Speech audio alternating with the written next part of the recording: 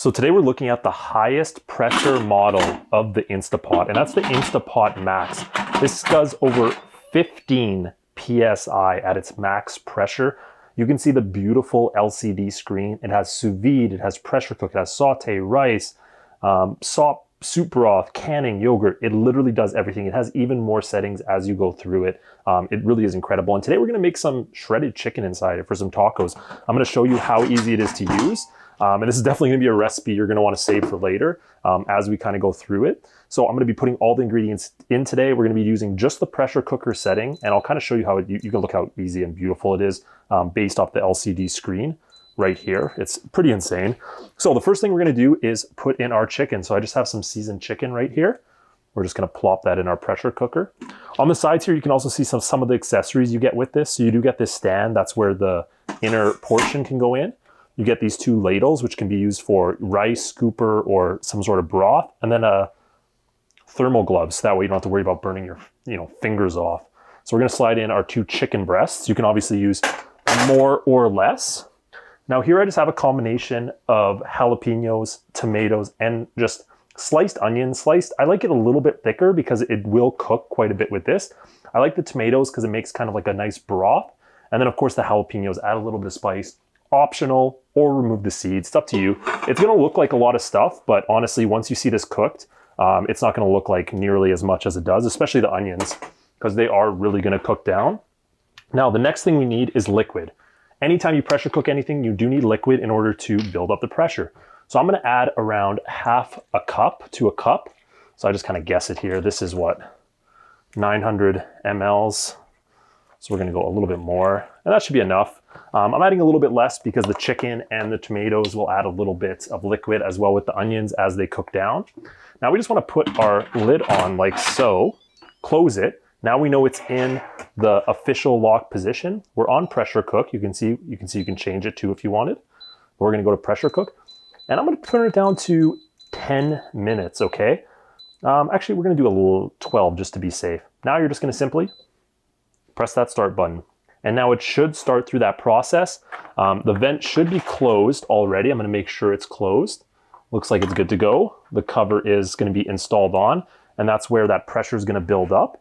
And now it's just gonna take around, I would say usually 5-ish minutes, or however long it takes for that pressure to build up based on the heat inside.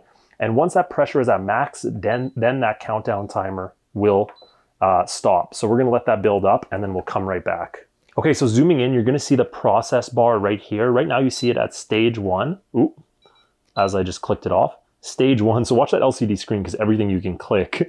Stage 1 is preheat, so it's gonna work through that preheat, and you're gonna see this temperature go up as that preheat process is going. So we're gonna come back shortly and check it out. Okay, so you're now gonna see that pressure gauge is all the way up. We're at 67 degrees Celsius, and it's gonna continue to build pressure until it's at maximum pressure to cook that food as quick as possible. We'll come back very shortly and check out where it's at, and then eventually when that timer starts. So the Instapot is full of pressure now. You can see the cooking gauge has started. It has 10 minutes left, and it's running at a whopping 120 degrees Celsius. This thing is hot. Actually, the outside's not too bad. Okay, the venting process has now completed. This little red indicator is off. That means it's now safe to open. Now that doesn't mean when you open it, you still have to be careful because there's still some steam inside. You can see the release valve right here. We can go ahead and turn that. And you're gonna see some nice steam coming out. Oh, that looks delicious. So let me go ahead and show you what it is before I shred it up.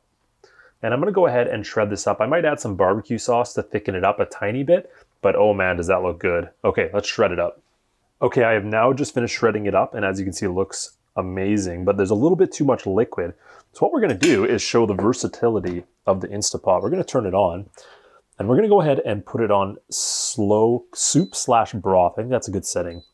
And we're gonna have it on there for, that's an hour, so we don't need it for hours. Sure, we'll put it on for 1 hour, and we're gonna run it for about, I don't know, maybe 15 minutes and really let that broth kind of loosen up and evaporate. And then we'll go ahead and come back and see how amazing it is. Okay, so this has been going for about another 10-15 minutes. I'm gonna actually turn it off now and let it stop boiling. I'll give you a look at it. I added some beans in there as well. It didn't quite thicken up as much as I wanted. If I left it a little bit longer, it'd be fine, but I'm just gonna use a strain spoon in order to scoop it out. Now we're gonna use our little accessories that we get with this, starting with the mitts, which allow us to go in here on this extremely hot pan, put it on this, and now it is off the surface, okay? So one less thing to worry about. We're now gonna grab our taco shells. We have some hot sauce, some sour cream, and I'm gonna grab my slated spoon. We're just gonna go in here, grab a nice, try to get as much of that liquid out of there as we can. Okay, grab our taco, put it on our taco. Oh yeah, look at that right there. You have to admit, that looks delicious. I wish you could smell that. All right, let's go ahead and get another scoop in here. Now, like I said, if you let it thicken up a little bit, then you'll have like almost like a gravy with it. If not, it's a little more soupy, but as long as you strain it out, it's not too bad. And you still get all that flavor regardless, because there's so much on there. Now we're gonna go in with got some sour cream here.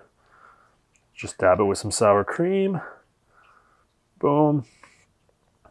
Just to cool off some of that heat there, because we do have those jalapenos in there. Okay. And then I'm just gonna take a little bit of hot sauce here. Extra little, ooh, that's a lot. Extra little kick at the end. Okay.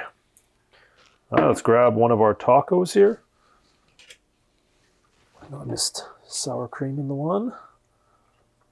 There we go. Let's grab our one taco and give it a go. Ooh, there's some of that liquid.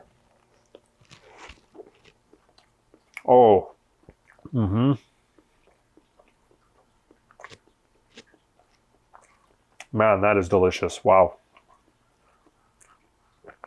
Those are some good tacos. Oh my God. So that's how easy it is to use the Instant Pot Max.